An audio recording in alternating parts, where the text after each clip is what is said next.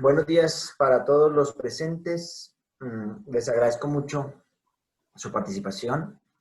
Yo no comprendo muy bien por qué tanto entusiasmo. La verdad es que mm, no sé si el virus este está produciendo cosas distintas y afán de conocimiento, pero 120 personas para escuchar a este personaje explicando una cosa como la pronunciación del latín es algo, por lo menos, llamativo. Pero yo me siento, la verdad, como contento con eso porque el mayor número de personas que hablen, pronuncien bien los nombres científicos es una mayor comprensión entre nosotros cuando hablamos de lo que tenemos en común, que es el conocimiento de ciertas realidades que nos rodean. Yo pienso que el mejor modo de comunicar el, el conocimiento, la referencia a las especies biológicas es la del latín, no la del inglés, aunque muchas personas en el mundo de la ornitología o de la observación de la piensan distinto. Yo pienso que esto de que se mantenga en inglés en latín tiene un valor muy especial porque nos permite conectarnos, no solo comunicarnos con los presentes en la historia, sino con los del pasado.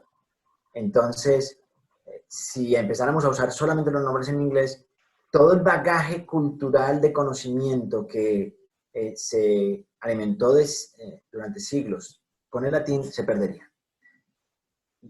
Se perdería para los hablantes del presente y eso definitivamente no lo debemos permitir. Bien, algunas personas ilustradas que saben mucho de aves y que habitualmente utilizan los nombres científicos piensan que lo de la pronunciación es una bobada y tal vez tengan algo de razón. ¿En qué sentido? Como no es una lengua viva, en el sentido de que está usándose para comunicar las realidades básicas, cotidianas o de mayor envergadura, pues da igual si se pronuncia de una manera o de otra, ¿no? Pero yo pienso que no es del todo sagaz o sabio eso. Por un lado, porque esto es algo, digámoslo así, científico. Se supone que cuando uno pronuncia el nombre de una especie biológica, está diciendo algo con cierto conocimiento que va más allá de un conocimiento común, ordinario.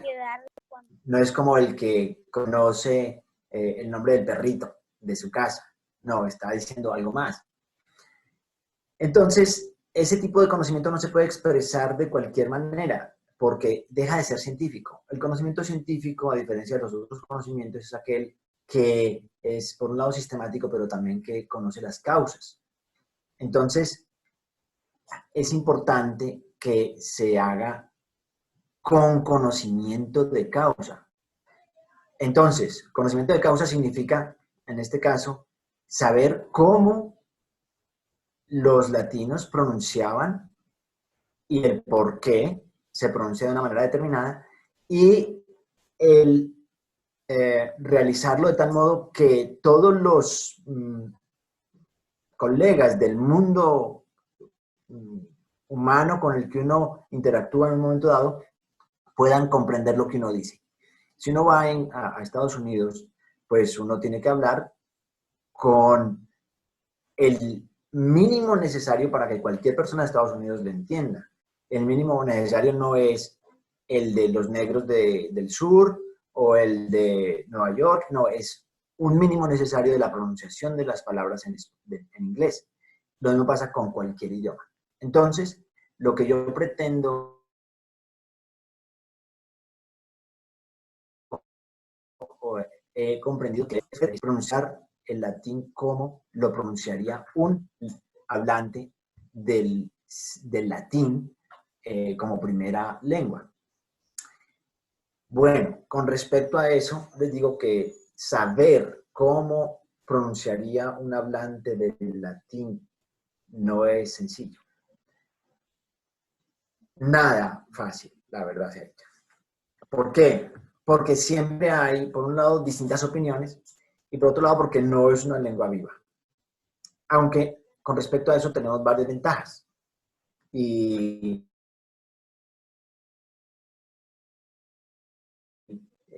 en la segunda, me perdonan un momentito, voy a tener que hacer un pequeño movimiento aquí.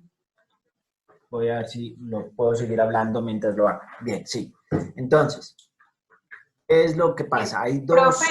Profe, qué pena. Es que me dicen algunas personas que no están escuchando bien. Por favor, me confirman si el sonido está bien, si están escuchando bien al profesor, porfa. Sí, yo escucho. Perfecto, escucho. Pueden entrar a la por computadora o entrar al audio por el móvil. Por eso es necesario que hagan ese acceso para escuchar y que los escuchen. Sí, sí se Se escucha tiene bien. que activar el Yo micrófono. también estoy escuchando bien. Ok. Muchas gracias. Bueno, perfecto. Porque si es Un problema poquito más fuerte, mío, por favor. yo me puedo acercar más al micrófono, pero no creo. Yo creo que está bastante bien así. Bueno, entonces, perdóname un momentico. Ya lo hice, ya te di.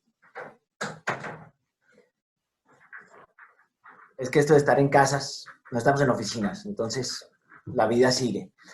Entonces, les decía, hay dos o tres tipos de pronunciación del latín actualmente vigentes. Uno es el de la que llaman romana y es la eclesiástica. Hay otra que es la española, que ya aquí no tengo registrada, me enteré de la existencia de ella hace muy poco, investigué sobre ella y las diferencias respecto a la eclesiástica romana son muy pocas, entonces prácticamente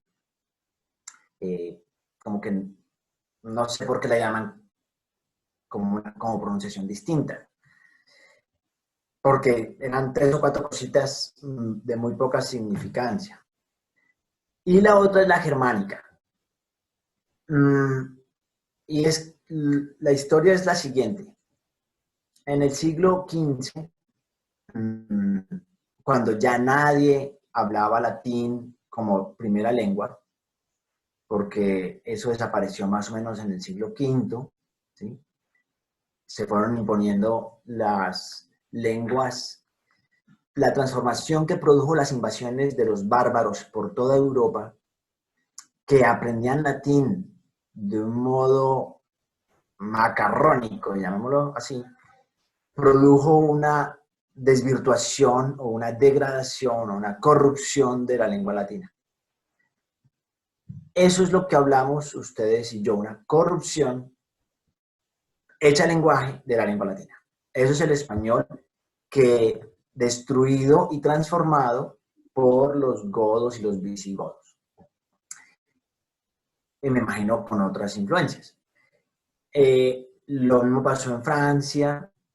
Las tribus que invadieron allí produjeron una lengua distinta, pero que procedía del latín. Y ocurrió con 6, lo que se llaman lenguas romances, que son la española, la francesa, la italiana, la portuguesa, son 5, y la rumana. Son 5 lenguas romances, no sé si me escapa alguna, y todas ellas son latín degradado, degenerado, corrompido por los hablantes, ¿no? Entonces, en el siglo XV, Erasmo de Rotterdam, me imagino que notando ciertas divergencias en el modo en que escuchaba a los eclesiásticos hablar, que eran los únicos que hablaban en latín,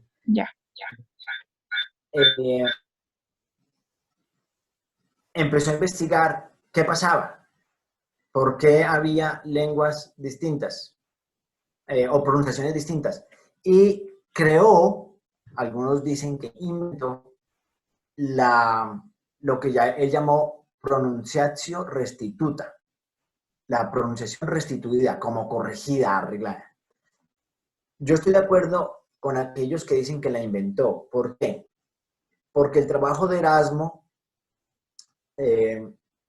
no puede haberse llevado a cabo con lo que realmente es absolutamente diciente de la pronunciación, que es una grabación.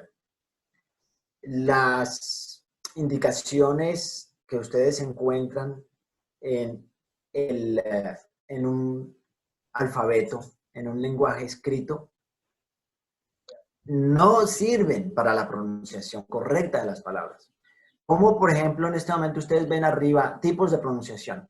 Si ustedes no saben porque han escuchado que el primer signo suena, no hay nada que hacer. No se sabe cómo se debe pronunciar eso. Entonces, de lo que Erasmo tuvo que valerse fue de una variación que él hizo respecto a la pronunciación eclesiástica, que era la única que existía en ese momento.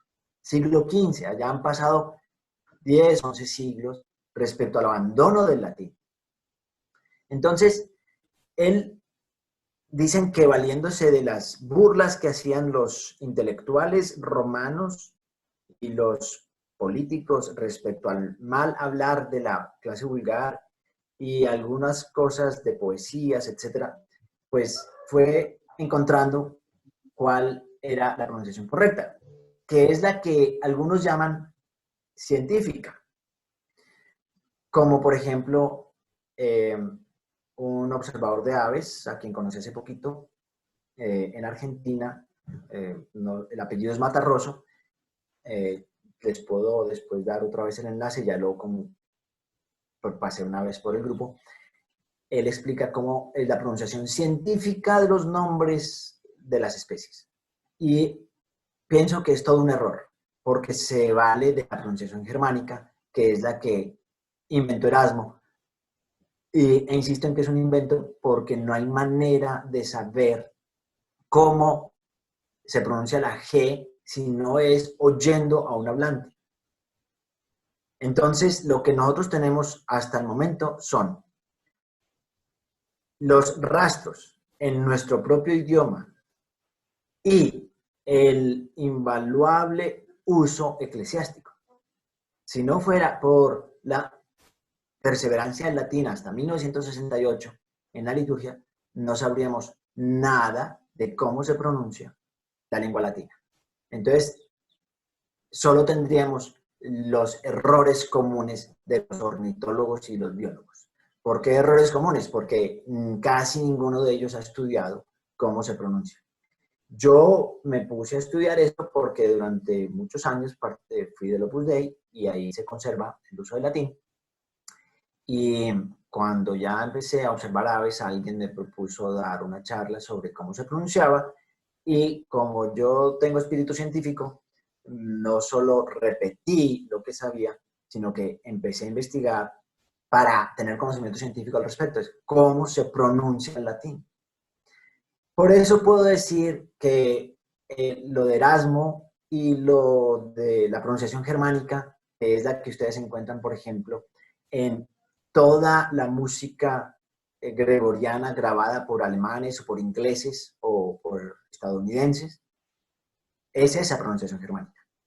Yo les voy a ir diciendo cómo es esa pronunciación a medida que les va explicando las distintas partes de mi clase de hoy. Y discuto con cualquiera que diga lo contrario porque no solo por lo ya dicho, él no tenía cómo recuperar esa pronunciación salvo por lo que tenía de la iglesia, sino porque quien diga que lo científico procede de los ilustrados romanos cometió un error. Los que conservaron la ciencia y expandieron la ciencia, por la cual nosotros tenemos el bagaje científico, técnico y tecnológico que tenemos hoy, fueron los entusiastas ilustrados entre los clérigos desde el comienzo de la iglesia. Son los que trajeron, por un lado, la tradición helénica la conservaron y la expandieron. Quienes crearon las instituciones educativas en todo Occidente fueron eclesiásticos. Mucho antes, por decirles algo, que los protestantes ingleses llegaran a Estados Unidos y fundaran lo que ellos llaman América, América ya existía y ya había 100 y pico educaciones educativas, instituciones educativas por toda América. California ya tenía varios colegios cuando llegaron los ingleses a las costas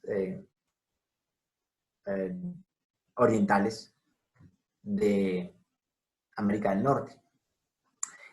En el siglo VIII creo que se fundó la primera universidad en Bolonia y eso lo hicieron los que transmitían el saber, que eran quienes lo tenían, que eran eclesiásticos. Ellos, por tanto, son los que tenían el latín científico.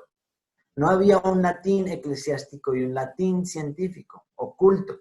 Había un latín, no más. Luego, el latín científico es el latín eclesiástico. Ahora, en el latín eclesiástico hay divergencias. Yo he encontrado, y se los iré explicando, que palabras que son exactamente iguales las pronuncian de modos distintos. Entonces, ahí les iré también explicando cómo lo resuelvo yo. Entonces, ¿cuál es el propósito de esta sesión o de mi esfuerzo de dar a conocer esto? Es que tengamos conocimiento científico respecto a lo que hacemos, no producir una obligación moral o jurídica o algo por el estilo, sino ayudar a que la gente sepa, use bien su herramienta, que es la del lenguaje, conozca científicamente, conozca con conocimiento de causa. Apareció un mensaje, Lorena, que no sé qué es, no alcancé a leer bien. Espero que no sea un problema. Me vas avisando si aparece, si hay algún problema. Y también es como una propuesta. Logremos unificar el modo en que pronunciamos los nombres porque así nos podemos entender más fácilmente al momento de comunicarnos respecto a las especies biológicas. Cuando tenemos que decirle al vecino que está haciendo una lista en una caracterización, por ejemplo, le decimos que apareció un Sonotrichia capensis, pues es terrible si el otro dice, ¿eso cómo se escribe? ¿Qué es lo que quiere decir usted? Yo digo Sonotrichia. Entonces usted, no me suena eso Sonotrichia. Pues si pronunciamos igual todos, y lo hacemos bien, aunque con que todos lo dejemos igual, pues se resolvería ese problema, ¿no? Pero mejor si lo hacemos bien. Entonces, ahora, entremos en materia. ¿Cuáles son los elementos principales y levemente divergentes respecto al español del latín? Empecemos por las vocales. Las vocales nuestras, A, E, I, O, U, son las vocales latinas, pero ellos tenían dos modos de pronunciar cada una de esas vocales, de un modo abierto y de un modo cerrado. En español solo tenemos o consideramos como cerradas dos vocales, la I y la U. Ellos, respecto a eso no puedo decirles cómo era, tenían dos pronunciaciones para la A y para cada una de ellas.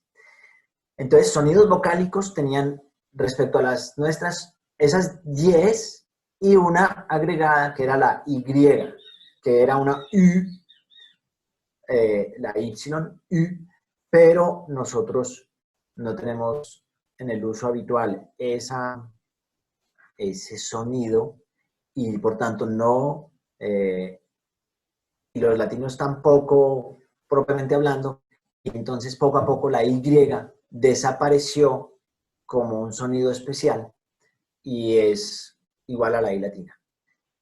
Nosotros a veces esa Y la pronunciamos como Y. En yuca no decimos yuca, sino yuca. La historia de eso no la conozco muy bien, pero es uno de los sonidos vocálicos que tenían los latinos y que tenemos nosotros. Entonces, en ellos eran 11 sonidos vocálicos. Nosotros, en este sentido, solo tenemos 6 sonidos vocálicos. También son sonidos vocálicos los diptongos, porque mezclan a algunos de los anteriores. Entonces, no es que sean propiamente un sonido vocálico distinto, pero es importante tenerlo en cuenta, sobre todo al momento de la comprensión de la acentuación. Los diptongos latinos, tenganlo en cuenta, son solo los 4 que están aquí escritos. A con E siempre se pronuncia E, según Erasmo de Rotterdam y Matarroso y los alemanes, etc. Ellos dicen que no hay tal, que no es E, sino AE. Error desde mi punto de vista. AE siempre E, OE siempre E, AU siempre AU, EU siempre EU. ¿Qué es un diptongo? Es la unión de 2 sonidos vocálicos en la misma sílaba. ¿Sílaba qué es? Es un golpe de voz. Me detendré un poco más en eso en la segunda parte de esta exposición cuando les explique cómo se acentúan las palabras. Entonces, lo que importa saber es que son solo 4 diptongos. Au, eu. Y hay algo en lo que se equivoca aún más Matarroso, que es lo siguiente. Los griegos tenían un diptongo que era el ui. En ellos no sé cómo se escribía, pero lo trasladaron a los latinos y los latinos lo pronunciaban como tal, como un diptongo. Ui o ui. Mejor ui, no ui, perdón, mejor ui que ui. No 2 golpes de voz, sino 1. Ui. Y se escribe Y y latina. Aparecen muchos nombres de especies, sobre todo de los atrapamoscas, porque mosca en griego es muia. Y por eso es una parte de muchos de los nombres de las especies de los atrapamoscas. Bien, vamos a ir ya en detalle con los sonidos de las vocales. Entonces, y son sonidos especiales en el latín respecto al español, son cosas distintas. Diptongo AE, E, tan es así, tan es un sonido especial, y por eso es un error, digo yo, de Matarroso y Erasmo de Rotterdam, etc. Porque existe incluso un signo para eso, que se llama ash. En muchos textos litúrgicos se encuentra eso, el sonido, ese signo, la A pegada con la E, indicando que es un sonido especial. E.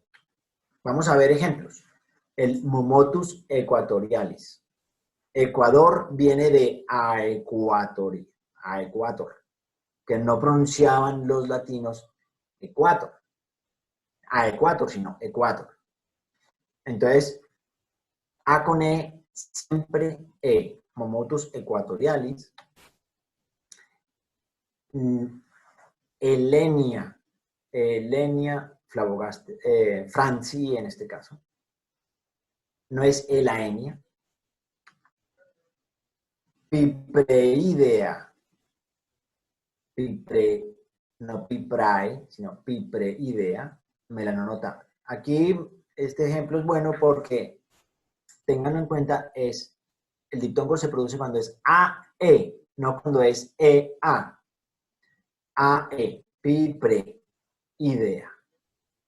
Melanonota. Todas las familias en zoología, a diferencia de lo que dice Matarroso, se pronuncian, por tanto, con la E final, sin pronunciar la A. Entonces es icteride, no icteridae. Icteride, turdide, tiránide, parúlide, trogónide, anátide, pelecanoidie, fregatide, ardee, yacánide, etc. Todas las familias en zoología terminan de esa manera y se pronuncian E sin la A, sin el sonido de la A. Aquí hay una excepción, porque es un nombre propio griego. Y repito lo que dije antes. El esfuerzo que tenemos que hacer es pronunciar con respeto el idioma ajeno. ¿Eso qué quiere decir? Que cuando voy a Estados Unidos o cuando voy a Francia, tengo que hablar como ellos hablan para ser entendido y no intentar que ellos hagan un esfuerzo que no tienen por qué hacer para entenderme a mí. Otra cosa es que sean amables e intenten comprender al extraño, ¿cierto? Al extranjero. Pero uno tiene que ser respetuoso y tratar de hablar de tal manera que la comunicación sea fácil. Bien, entonces yo intento eso con el latín. ¿Cómo hablaría un latino? Eso es lo que yo intento y estoy transmitiéndoles. Bien, pero el latino, ¿cómo pronunciaría la palabra que sabía que no era latina? La pronunciaría respetando la pronunciación de la palabra extranjera. Entonces, en este caso, ellos sabrían que es una palabra extranjera, griega, completamente griega. Ahora, esa palabra tiene, y por eso es la excepción, la unión AE, pero para los griegos no era un diptongo. Entonces no sería Edon, sino Aedon. En algunos libros de ortología, si mal no recuerdo, en el Egipto, Hilty y Brown, aparece la diéresis en la E. Si ustedes recuerdan, la diéresis, el uso de la diéresis es indicar al hablante que esa vocal sobre la cual está la diéresis o crema se pronuncia, en ese caso, como no se pronuncia habitualmente. Por ejemplo, en guerra, otra diferencia con Matarroso y los cientificistas esos raros. Bueno, en guerra, habitualmente los latinos dirían gue, en español se dice gue, pero cuando eso cambia hay que poner la diéresis en la U para escribir cigüeña, por ejemplo. Entonces, la diéresis en la U indica que en ese caso la U sí suena. Bien, entonces no tiene sentido que la E en Aedon aparezca con la diéresis, porque es que la E es el sonido propio. El sonido que es excepcional es la A, y por eso lo que tiene que estar marcado en Aedon es la A. Bueno, otro sonido vocal distinto, la escritura de OE es siempre E, el signo propio es el étel. Aquí está el Agliocercus celestis. ¿Por qué celestis y no quelestis? Ahora lo veremos. C con E se pronuncia che. Celestis. None. Esta foto no es mía, el resto de las fotos sí lo son, la mayoría de ellas. Cuando no lo sea, se los diré, para que no haya aquí un robo de derechos de autor. Phenicopterus ruber. Phenicopterus no es foe, sino fe. PH, sonido de F. Excepción. Siguiendo la regla se diría ale, como algunas personas me dicen a mí, me llaman. Esto es aloe, y así la conocemos todos. Aloe. ¿Por qué lo conocemos todos? Esa es la pronunciación, ¿cierto? Que viene desde antiguo. Entonces, se marca la diéresis en la O para indicar al lector y hablante que esa vocal en esta palabra sí suena. Aloe vera, penca sábila. Sonidos de vocales, otro diptongos, los otros dos diptongos latinos, au, eu, siempre son parte de la misma sílaba. Pteristicus caudatus, no caudatus, caudatus, no son 4, sino 3 sílabas, caudatus. Glau, primera sílaba, o sea, es un diptongo, glau. Chidium, Glaucidium brasilianum. Esta foto no es mía. Aphonotricus, si mal no estoy, audans. Audans. En nuestro idioma tenemos el espíritu de la lengua latina y muchas cosas no nos saldrían de otro modo. Las pronunciamos de modo natural, de modo correcto. No todas, pero muchas de ellas. Luego, en nuestro idioma debemos encontrar uno de los principales rastros de cómo pronunciaban los latinos. Cuando tengamos alguna duda también podemos mirar el francés, el italiano, el portugués o el rumano y encontraremos más rastros. Eufonia. Eufonia lanirostris. Bien. Otro sonido de vocales, el diptongo griego ui. Cuando vean I y latina seguidas, no deben decir dos IES seguidas, sino o lo que ocurre entre la mayoría de los observadores de aves que yo conozco, es que solo pronuncian una I. Se comen, piensan que eso no existe, o hacen una abstracción de que no existe esa Y y pronuncian I, una sola I. Bueno, no es el caso. Lo correcto es pronunciar UI. Por ejemplo, muyarcus. No miarcus, sino muyarcus, en este caso, cefalotes. Muyarcus. ¿Por qué muyarcus? Porque procede de la voz griega muya, que es mosca. Entonces, todos estos atrapamoscas, o la mayoría de ellos, tienen la voz mosca porque es su oficio habitual, atrapar insectos. Y yo no sé por qué llaman mosca a muchos insectos o a los insectos, pero es el caso. Así es como los han llamado. Muyarcus, muyoborus, miatus en este caso, muyophobus, fasciatus. Tengo que cambiar algunas fotos, ya tengo mejores. Muyophobus, muyotricus, ornatus.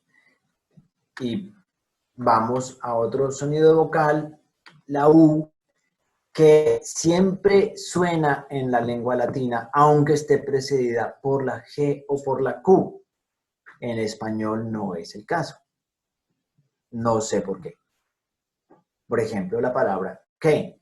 No decimos cue, decimos que. Los latinos dirían cue. En este caso, Leptotila, si mal no recuerdo, veraguensis. Veraguensis. ¿Por qué digo veraguensis y no veraguensis? Porque U con E no es un diptongo. U con E. E con U, sí. Pero hay que estar atentos a cuál es el orden de las vocales. Entonces no es veraguensis, es veraguensis. Hemitraupis, guira. No guira, guira. Aunque respecto a eso tengo que investigar el origen de la palabra, porque lo que uno tiene que saber es si la palabra, en esto consiste esta clase, es latina o no. Porque puede ser tupí, que es aborigen de los indígenas del oriente de América del Sur, que habitaban gran parte del Brasil y del Uruguay y Paraguay. Entonces, si procede de ellos, si es guira, y ellos pronunciaban así, pues lo correcto es pronunciar guira. Pero tengo que investigarlo, no recuerdo haberlo hecho. Cubitensis, Gralaria cubitensis, no quitensis. Cubiscalus, no quiscalus ni quiscalus, es cubiscalus. Son dos sílabas distintas, aquellas donde están la U con la I. Cubiscalus. Eriocnemis moscuera. Aquí tengo que investigar también el origen. Creo que lo había hecho, pero en este momento no recuerdo. Pero creo que es moscuera. Una valiosa ayuda es el diccionario que en este momento no tengo a mano, hecho por la SAO, un gran trabajo de la etimología de los nombres científicos de las aves del país. y ahí uno puede saber de dónde procede el nombre y por tanto es una pista para la pronunciación. Cuando diga que es aborigen tupí, pues hay que pronunciarlo como está escrito. ¿Por qué? Porque los transcriptores de la palabra transcribieron lo que oyeron. Entonces nos transmitieron bien en nuestros signos gráficos lo que ellos escucharon. Luego no podríamos pensar que el hablante español, por ejemplo, que hizo el trabajo, hubiera acudido al latín para transcribir a los sonidos vocálicos latinos o consonánticos, sino que acudió a la transcripción al idioma en el que lo estaba haciendo, que era en la mayoría de los casos o español o portugués. Consonantes. C, con E y con I, siempre che o chi. Vamos a ver ejemplos del che primero, pero les digo, no es sonido suave inglés she, sino el fuerte che que usamos en cachetada, chepa y muchísimas otras palabras. No es el she, no decimos shepa, ni ya me olvidé la otra palabra que utilicé ahorita. Entonces es fuerte, el de chicharrón. No decimos, nadie dice, salvo un pequeño, salvo un chicharrón, ¿no? Bueno, entonces en este caso, ¿cómo sería? Muiodinastes, recuerden, muiodinastes, crisocephalus. Después les explico por qué no es cephalus, es cephalus. Aglaiocercus kingi, o kingi, después hablaremos de esa palabra. Aglaiocercus, C con E, che. Estas últimas, ni esta son fotos mías. Piranga olivacea, olivacea. C con E, che. Y ojo, E con A, E-A. No es A con E lo que está aquí, que sería E. Es E con A, entonces por tanto, olivacea. Después les digo por qué el acento es el que casi todos utilizaríamos de modo natural, en este caso olivácea, diríamos, no diríamos olivacea. Y tenganlo en cuenta porque en muchas otras sí que la gente dice, terminando en E, acentuando en E, sea, no. Es palabra esdrújula, olivácea en este caso. Bien. A con E, C con E, che. Luego en este caso, cherúlea. De hecho en español diríamos cerúlea. Bien, echemos un poquito de reversa y vamos al C con A, C con E, C con I, C con O, C con U. Estoy diciendo que los latinos pronunciaban K, che, chi, co, cu. Materroso, Erasmo de Rotterdam, etc. dirían K, que, ki, co, cu. Muy extraño que ellos puedan saber cómo el intelectual o patricio judío pronunciaba. Ellos acuden a decir que algunas palabras que los germanos tienen, traídas del latín. Sí, pero ellos tenían que estar seguros de que los germanos no habían corrompido como lo corrompieron otros y que ellos estaban pronunciando como eran capaces de pronunciar la palabra latina. Pero bueno, ¿por qué sabemos o hay una indicación de que efectivamente pronunciaban C con E y C con I de un modo distinto al C con A o el C con O? Lo tenemos en todas las lenguas romances. Decimos, y lo encontramos, ustedes pueden observarlo en el italiano, en el portugués, en el francés, que no se pronuncia del mismo modo C con A que C con E. Nosotros decimos K, C, Si, Co, Q, como si fuera una S. Bueno, los latinos decían K, Che, Chi, Co, Q, y lo que es extraño, y no sé si alguna vez podré llegar a saber la razón, es por qué o cómo ocurrió esta transformación de Che a C, pero ocurrió. K, C, Si, Co, Q. En este caso, C con E, decimos es che. ¿Y por qué C con E? Porque A con E es E. Cherule. Acá hay una excepción. No es chereba, aunque yo durante muchos años dije chereba, porque mirando en el diccionario de la SAO encontré que es una palabra tupí, o sea, aborigen de los indígenas del oriente de Sudamérica. Entonces ellos decían coereba. Por ahí hay un micrófono activo. ¿Le concedieron la palabra a alguien, Lorena? Bueno, coereba, chereba. No es chereba, perdón, es coereba. Se me pegó el chereba que durante años usé.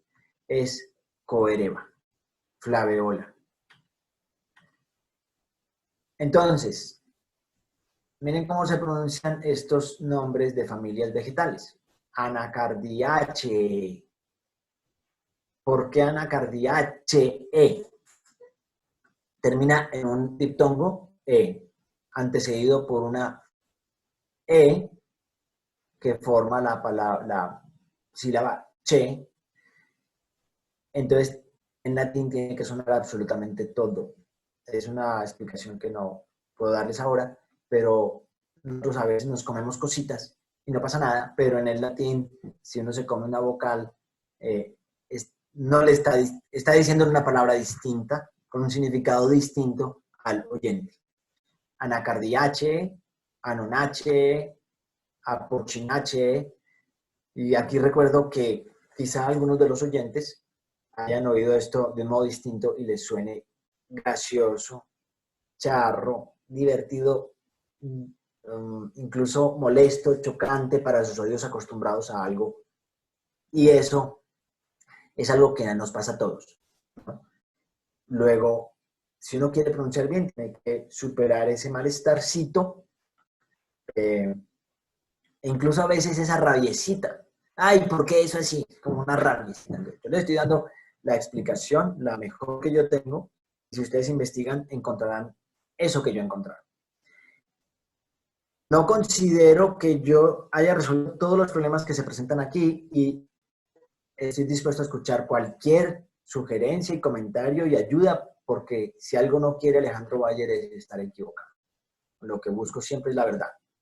Entonces, si alguien encuentra algo distinto y me puede ayudar en algún momento y me dice, oye, me encontré y bien fundado que la pronunciación es de un modo distinto, entonces yo cambio, no tengo problema.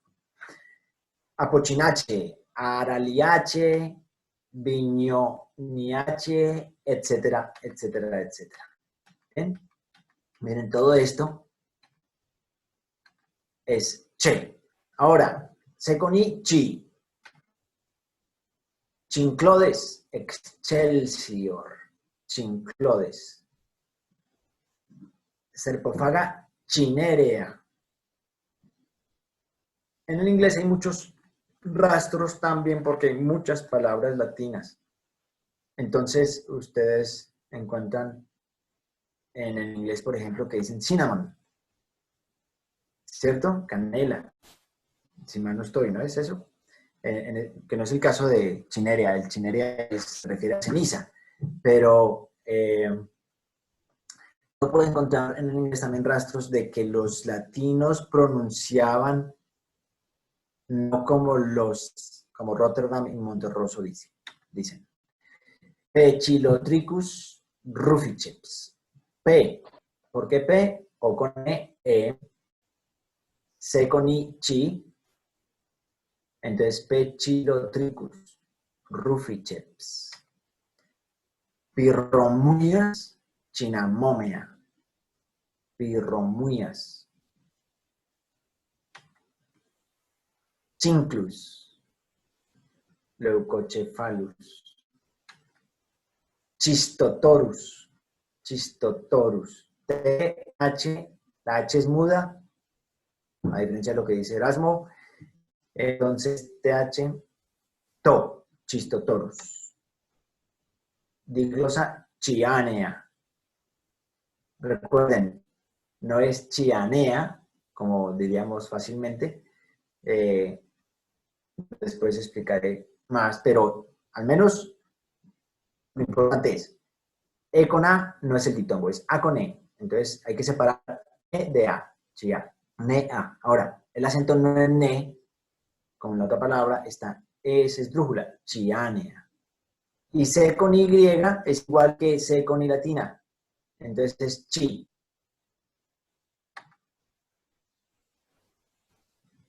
Melanerpes formichivorus. Formichivorus. Bien, otro sonido especial. Lorena, ¿me avisas por favor con antelación cuando se vaya a cortar? No sé si me va a avisar el sistema.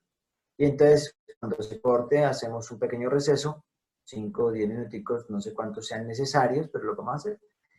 Y con el mismo enlace, según entiendo, reanudaremos la clase.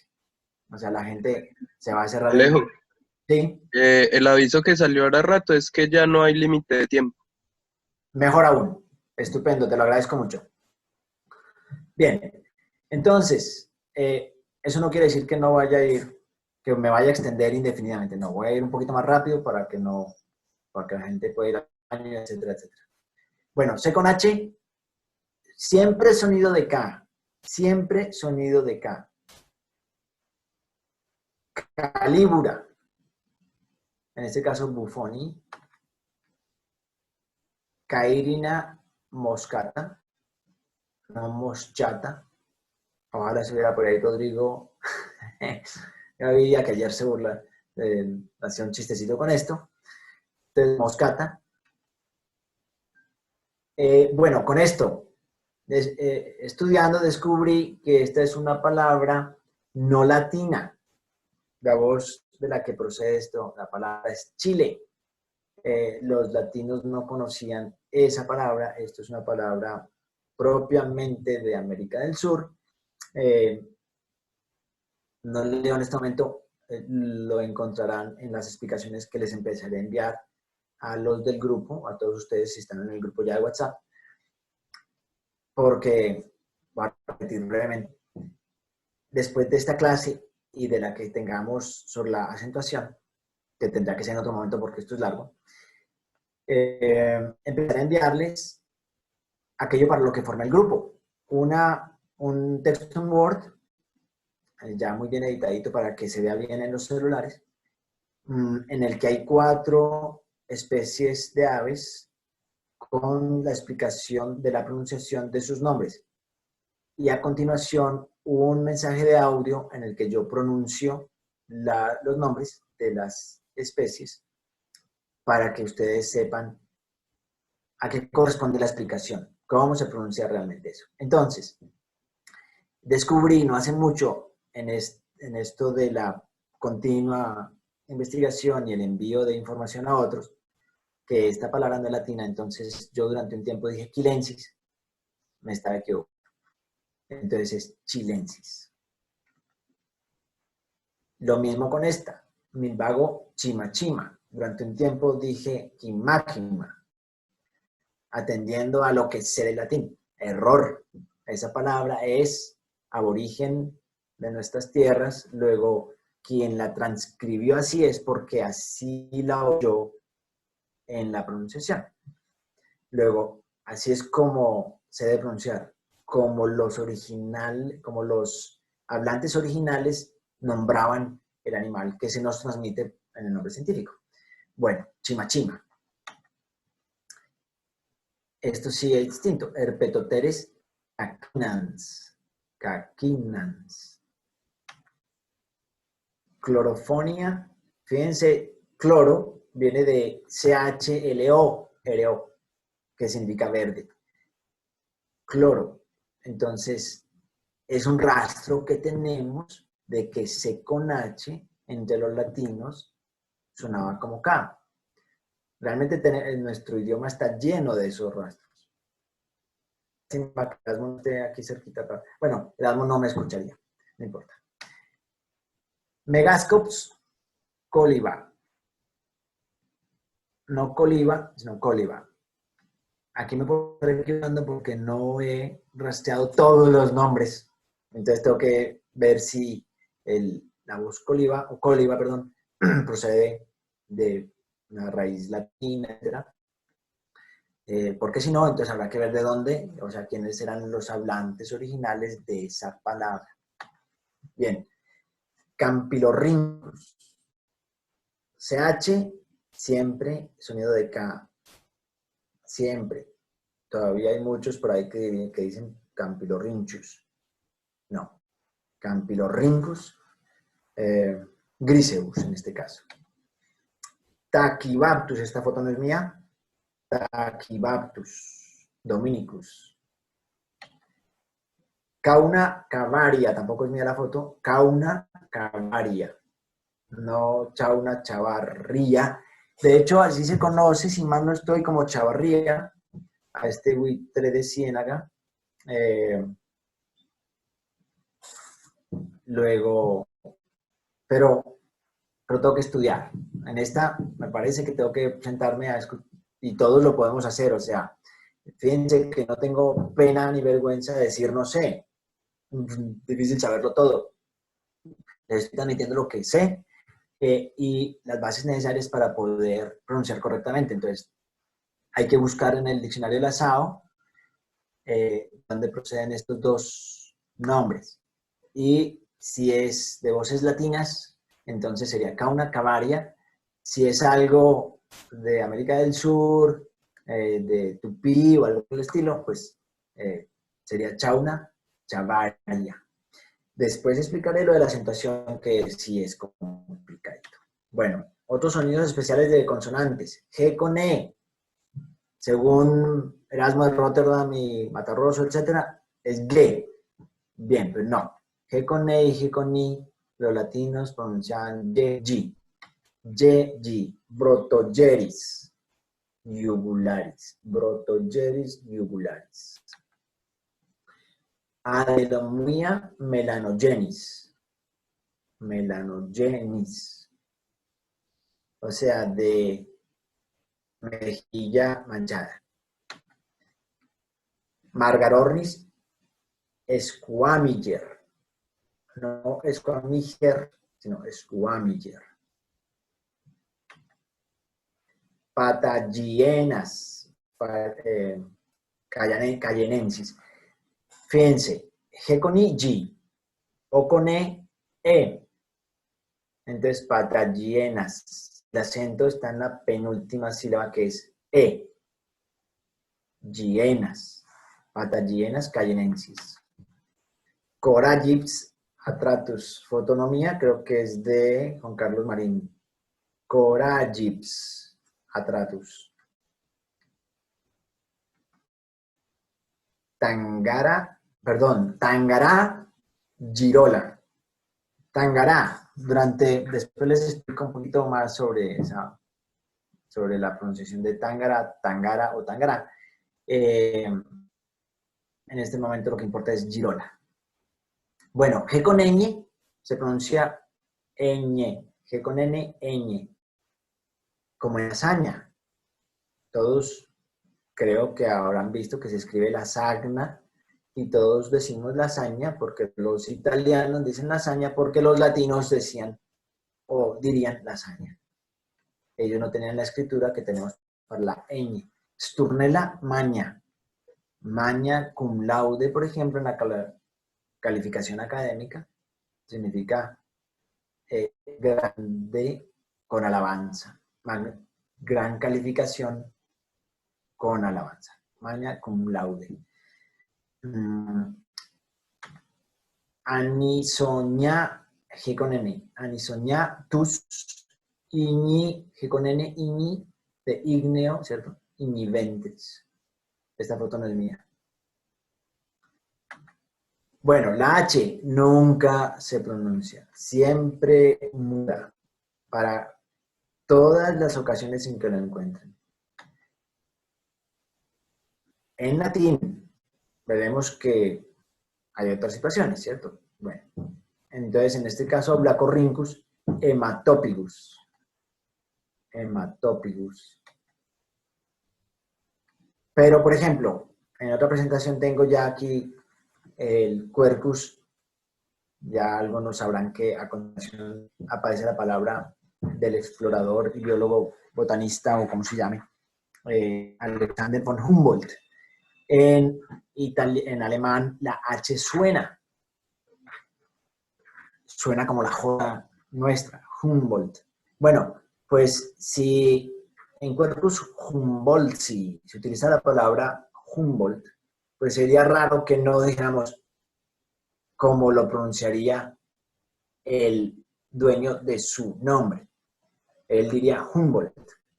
Pues entonces nosotros decimos Humboldt. Sí. ¿Por qué el sí? Porque los latinos, y eso fue lo que ocurrió, se latinizó para hacerlo nombre científico y gramaticalmente está bien.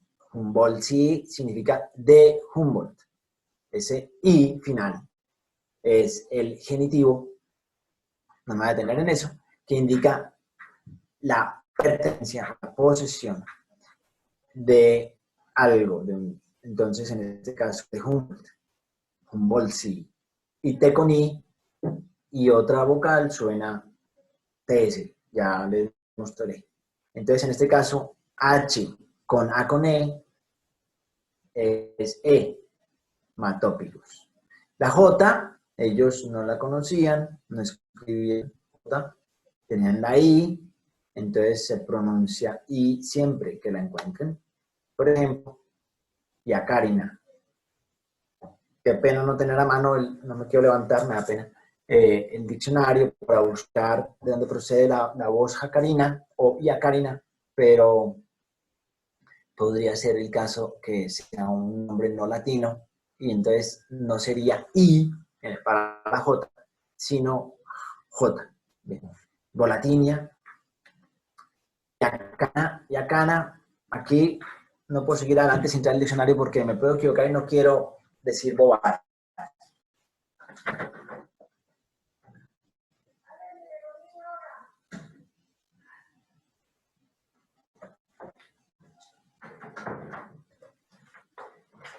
Bien, entonces, yacana, yacana. Yacana, digo yo, si fuera voz latina, pero es J. Entonces, acá dice que procede de Hasaná o Hasana, con C, pero con vergulilla, que es un aborigen nombre en lengua tupí. Luego es Jacana. Jacana.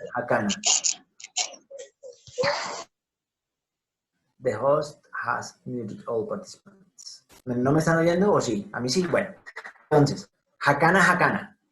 Esto sería una excepción respecto a lo que les estoy diciendo de la J, ¿no? En este caso sí, Yamaichensis, Oxiura yamaichensis. Ahora, la doble L siempre suena L.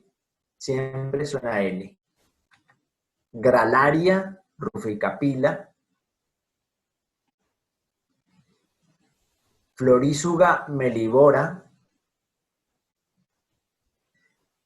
Melanerpes rubricapillus. PHF, siempre. Pharomacrus auriceps, esta foto no es mía. Todo el mundo podría decirlo, eso es otra calidad. Profe, qué pena interrumpirlo. Es que acá me preguntan, o bueno, quedaron con la duda si es yacarina o jacarina. Ya mismo les digo, voy a buscar aquí y así resolvemos esa de una vez. Esto es el diccionario de la SAO, de los nombres científicos de las aves, y es muy útil para saber también qué está diciendo uno. A mí me sirve en esta ocasión es para saber el origen de la palabra y cómo se debe pronunciar correctamente. Bien, ya les digo, entonces H y J,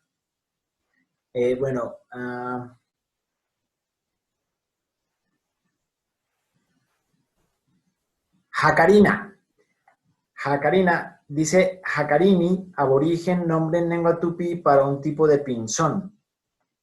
Entonces, jacarina, no yacarina, sino jacarina. Seguramente tampoco debo cambiar la acentuación con la que transcribieron la palabra. ¿Quién hizo la transcripción? Voy a ir un poquito más rápido en este momento. Clorofanes es pizza, PHF,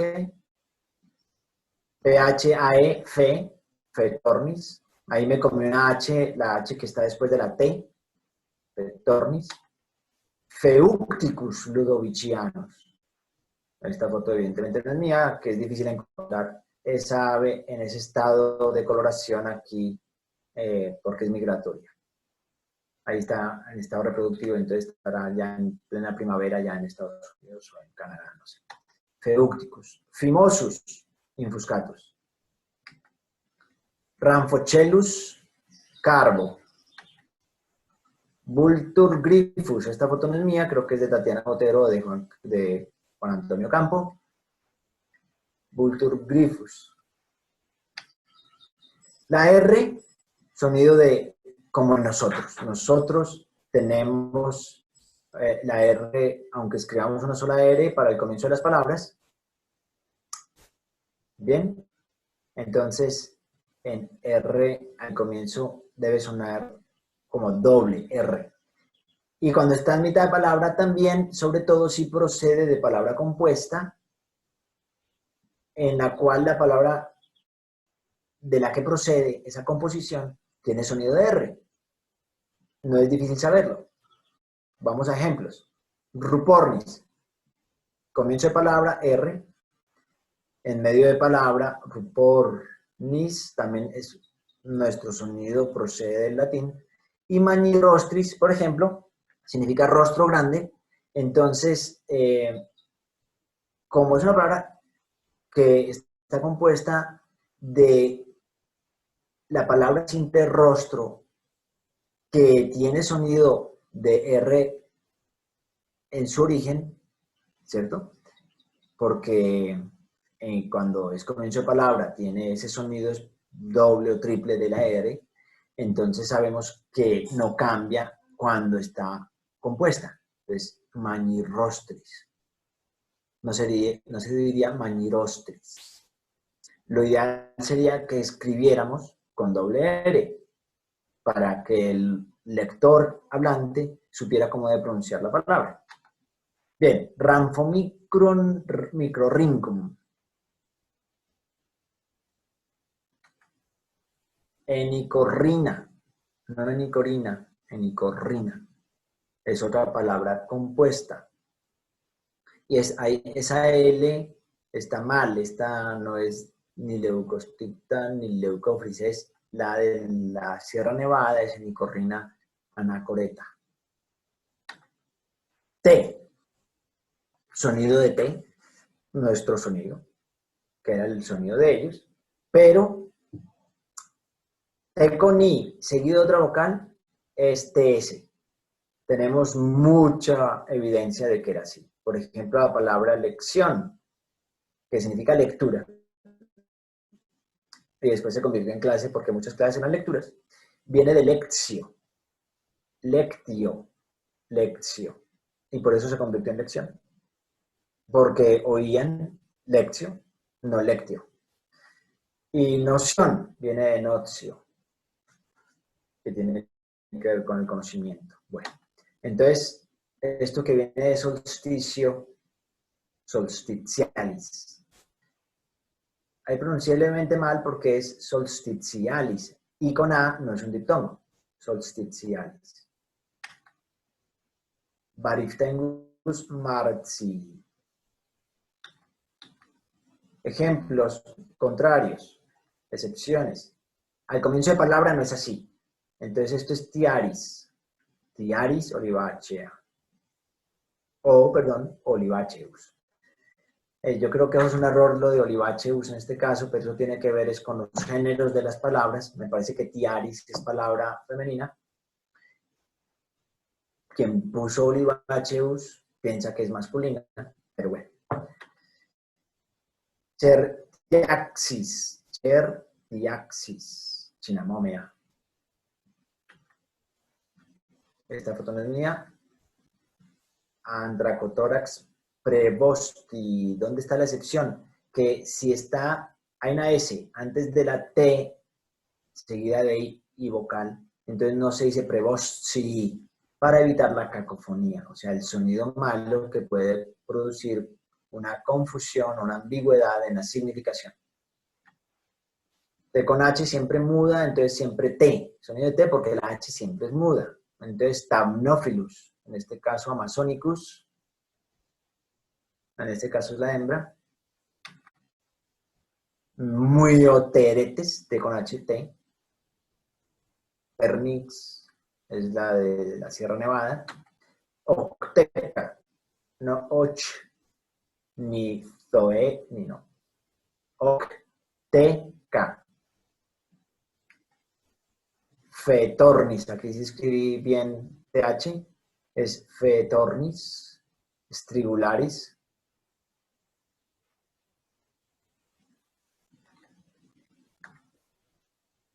Egreta, tula.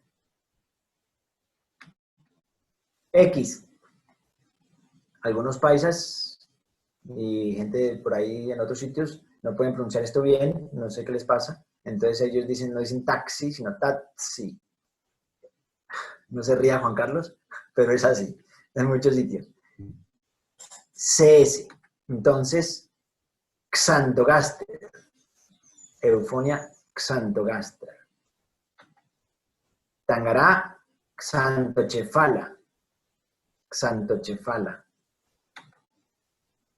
Xenops. Xenops. Rutilans. La Z la pronunciaban de un modo distinto al comienzo de la palabra como una DS. A mí me parece un poquito difícil hacerlo, entonces no lo hago. Porque, digamos así, que nuestros aparatos fonantes dependen de lo que hayamos escuchado.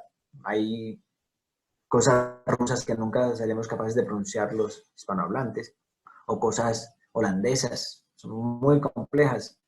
No tenemos la estructura conformada para eso. Entonces, esto es raro para un hispanohablante, pero les cuento que eso era así. Y la Z es un poco fuerte. Entonces, Zenaida, Zenaida. Pero pues yo digo Zenaida. Auriculata, aquí se me fue, Cimerius, pero yo digo Cimerius, Chrysops, Sonotrichia, Capensis. Y en medio de palabra, TS, miren, Myotzetetes, como en pizza, Myotzetetes. Amazona, pero aquí es excepción, perdónenme, pero Amazona no es voz latina. El origen está aquí, entonces es Amazona. Mirmechitza.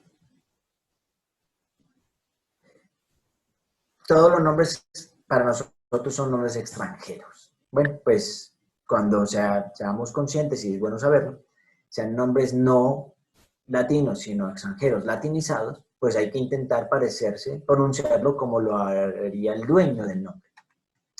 Entonces esto no sería Einei, sino Hainei, o tengo que buscar Hainai, porque, vamos a ver, vamos a buscar ya, y les voy a explicar qué es lo que hay que hacer.